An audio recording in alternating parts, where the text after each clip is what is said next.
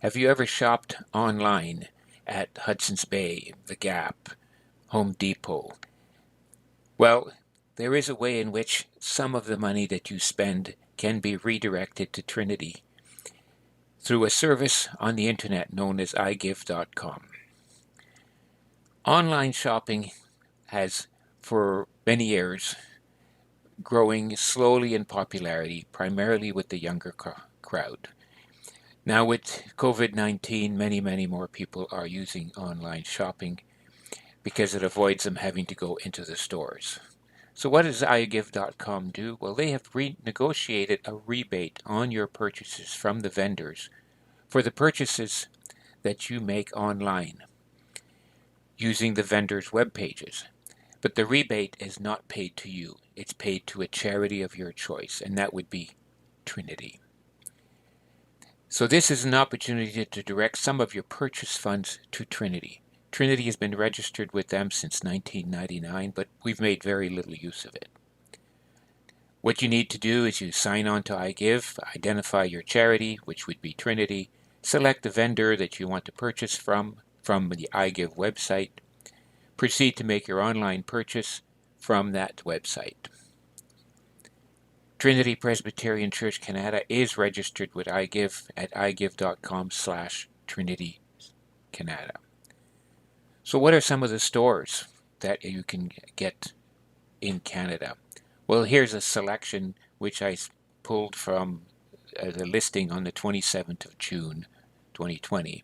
As you can see, clothing stores of all sorts: Eddie Bauer, Old Navy, Naturalizer Shoes and Taylor, skincare products, Body Shop, Crabtree and Evelyn, sportswear, Sports Check, Atmosphere, computers, electronics, Apple Canada, Bose, Sonos, The Source, Home Depot in the home section, Hudson's Bay, Linen Chest, a series of florists, bookstores such as Chapters in Indigo, and various miscellaneous other items that I pulled for examples, such as the hotels, the Choice Hotels, Expedia, and so on.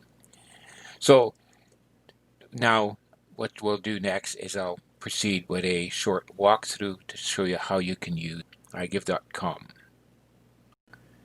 So the first thing we need to do is we go to the iGive.com website, iGive.com Trinity Kanata, enter that, and this puts us into the sign-in page. If you've never signed in before, you will get this page in any event. If you've never signed in before, you fill in these fields in order to register your name with them. The email will be your username, and you put in your own password. That allows you then to go back in and see how well you're doing with your account in terms of purchases. I've already signed in, so I'm already registered, so I will go directly to a sign-in, which I will do offline. I have an email and a password. So and now I've entered my email and my password, and I will log in. And I'm into the iGive.com page. You'll notice here it says it's supporting Trinity Kanata. This is how much I've raised to date with my purchases. I haven't made any purchases yet. You can select your favorite stores. You see some of them are listed here. I've already listed. Their little heart in the corner tells me that, for example, Apple, Home Depot, and Hudson's Bay, which comes up as, by the way, in French first, are some of the stores that I've already identified. And you can work from there. Now, the point is there's over 2,300 stores to search from, so you don't want to look through the whole list. You want to see the Canadian stores. So what you need now to do is you need to go to search the Canadian stores. So right here on Search the Web, click on that, and you'll get the list of all the stores. If you go down here, this is by categories, but what you're looking for is the Canadian shippers. These are the stores that are in Canada or will ship to Canada, and here's the list. It's quite lengthy, which is good. There's a lot of stores there, and I've given you an example at the beginning. They are listed in order from the greatest percentages down to the smallest, but one shouldn't worry about the percentage because the point is that a certain amount will go to Trinity.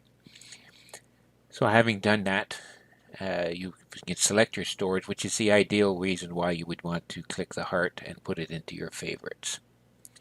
I'll go back to the home now and show you a few other things that you can have here. So this My Stores would give you the list of the stores that you've identified as your favorites.